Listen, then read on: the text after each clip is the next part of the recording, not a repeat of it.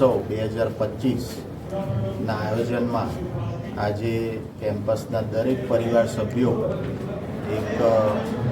સૌપ્રથમ તો એક સેમિનાર હોલનું આજે ઓપનિંગ કર્યું અને જેનું નામકરણ મારા માતૃશ્રી કલ્પનાબેન પટેલના નામે રાખવામાં આવ્યું છે અને વડતાલ મંદિરમાંથી શ્યામ સ્વામીએ એનું ઉદ્ઘાટન કર્યું. એક સારો પ્રસંગ આજે બન્યો અને એની સાથે સાથે આજે નવા દિવસોમાં અમે પરિવારના દરેક સભ્યો સાથે રહી અને દિવાળીનું સેલિબ્રેશન દિવાળી મનાવીએ છીએ આજે અને એનું આયોજન કરાય.